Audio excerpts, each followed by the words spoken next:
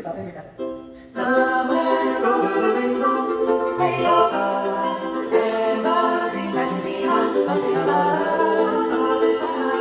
Somewhere over the rainbow, bluebirds fly, and the dreams that you dream of, dreams really do come true. Oh, someday I'll reach the sky, pick up birds about flying high. Me, birds will dust like honey drops, I know the chimney tops, I swear. You'll find me somewhere over the rainbow.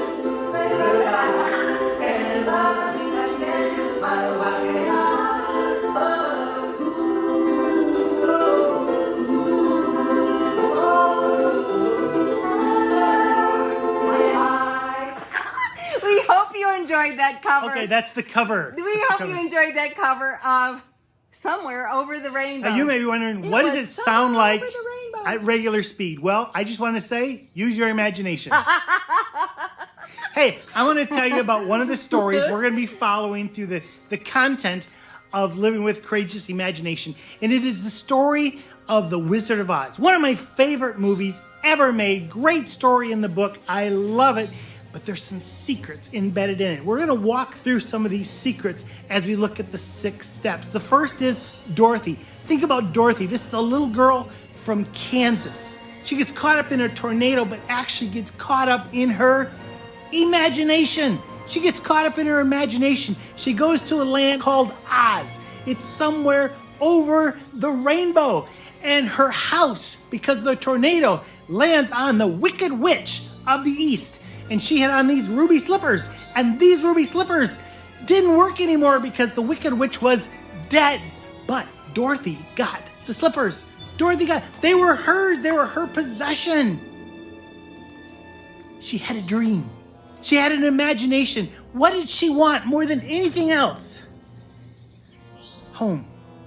I want to go home. And the whole story is about Dorothy following her imagination and watching courage grow and grow and grow. One of the first steps we have to realize when we are moving forward is realize. It's the first letter of rainbow. R, realize. Realize is what we need to do as we move forward in our imagination. That's right, Dan. We need to live with imagination. Here's our simple message for this week. It is you can live with courageous imagination by following the 6 steps. Those 6 steps are also, incidentally, our 6 weeks of courageous imagination, this course. The first step, if you want to live with courageous imagination, is to realize what your imagination is. Now, imagination is so important. I want you to be thinking of the 6 steps as follow the rainbow.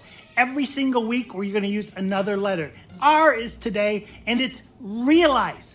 Now, some of us sometimes get this problem that we're just overthinking everything. You see right now, I am underthinking this. So I'm going to make it really, really simple. I'm underthinking. Right here, this is a big I. Right here, this is a little I. I don't want you to be thinking microscopic little I stuff here. Just big I. What is a big imagination you have? What is a big idea, a hope, a dream? Really bigger than you can bite into. Big I. That's all you need to come up with.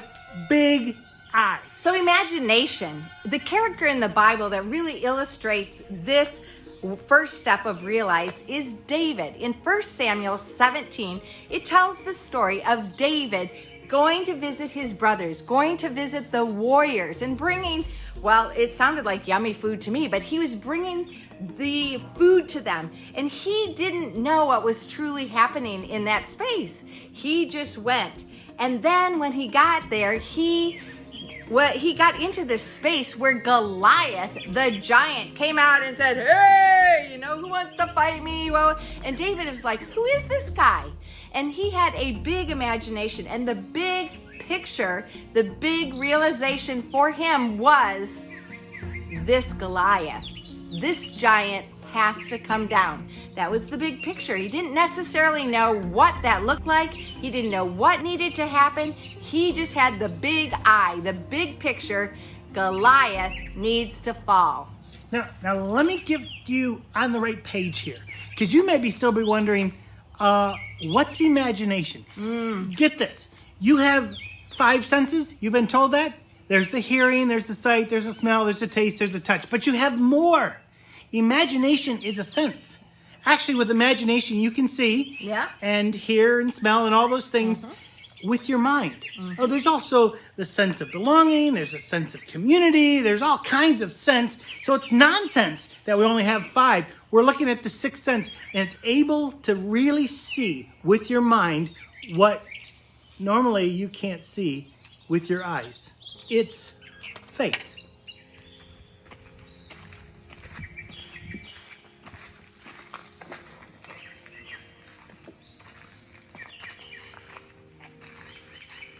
So at the end of the month, our friends Michaela and Landon, they're fully alive. They're getting married. And that is in Arkansas.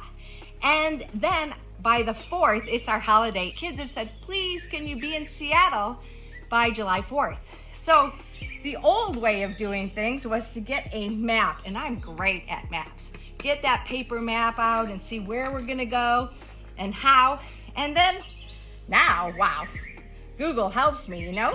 If I went straight there without any stops, I could get there in 1 day and 16 hours with tolls, or 1 day and 15 hours with no tolls. But I could have a variety of choices. So imagination is really like a road map. It's the big picture, but it also is the details of how we get there. And we also need to have a map, an imagination map, that helps us in these 6 steps to know where we're going and how we're going and what needs to be included and what needs to be not included, and keep the priority, the main thing. So a question we need to ask ourselves is, where does imagination come from? Now, I'm a strong believer that it is a gift from God. But when we talk about the big eye, the big imagination, okay, those are the big hopes and big dreams that you have. The things that sometimes we get stuck because we don't want to go there because we might fail, we get overwhelmed. Those big eyes, they come from one of 2 spaces. They either come from something that's working really well and we want to grow it, like Disney worked really well in California, so let's put one in Florida. Okay? But then big eyes also come from terrible situations. Yeah. When we see something and we say, this can't happen any longer. I have an idea, a way to bring help, a way to take my desire and make it come into a reality. So imagination will come from both places. Something good that needs to grow, something bad that needs to change. So our tool for this week is the Stick Man tool. And there are 2 sides to it. If you just put this line right down the middle of the Stick Man, there are 2 sides. One is called blind fear, and the other side, the side that we're trying to encourage you to have your big imagination towards, is the courageous imagination side. And in order to have courageous imagination, there are 3 shifts that we have to make. So the first shift is in the area of the mindset, moving from the limited mindset all the way over to the empowered mindset. And that's the head. So it's a lot of thinking and a lot of head decisions and shifts that need to be made. The second shift that needs to be made is in the area of direction, and that's like our heart area. So there are 2 choices here. The blind fear side is actually fear. And the way that you know whether you're experiencing fear or not is if you are exhibiting anxiety or you are exhibiting anger. That hand up there is really exhibiting anxiety or anger. And the other side? The other side is faith. We're going to move forward. Let's go. So the third shift that needs to be made from blind faith is your momentum shift. The momentum shift goes from stuck basement mentality, like? Well, basement mentality would be, I'm not enough, I don't belong, I can't, I don't matter. Right, and moving towards momentum. This is the upstairs Zoe life. What is that? Well, that would be definitely, I am enough, I do belong, I can, and I matter. So this stick man figure helps us identify, are we living in blind fear or are we living with courageous imagination? Now, there's something we have to realize with blind fear. Blind fear will always move you towards your anti-passion. Yeah. It's that thing that stops you dead in your tracks. Right. It steals, kills, and destroys life. But on the other side, courageous imagination, that will move you to live a passion-focused life. That momentum takes you into those places for which God created you to bring change, to bring light, to bring life. So, what is your passion? And how can you live that passion-focused life? What's your being? And as you live in your being, what strengths has God given you to go for it? And what's your desire for others? As you engage with your world around you, what desires do you have for them? This will probably be an indicator of your courageous imagination. So when you think about your big I, the big idea, that's what you need to get in your head right now. Do you move more towards, yeah, but I could never do that. No one would allow me to do that. Or I've tried it before and failed. Or are you willing to say with your big I, it's time to move. By faith, I empower my mind to believe I can move forward and have momentum within the passion that God has created in you. So maybe before this first week, your first step, realize you didn't have clarity about your imagination. You didn't have clarity about what you needed courage for. And hopefully, as a result of this time together and processing life together, you can realize your big I, your imagination, the direction that God is going to allow you to go with who you are in your passion-focused life. So wait a second. Here's the assignment of the week. Ding! Big I. You need to realize it. Can you see it there? It looks like there's nothing there. Ding! You need to realize it. There's an aha moment for you this week. For the next 6 weeks, you're going to be growing that big I in a very different way than you expect.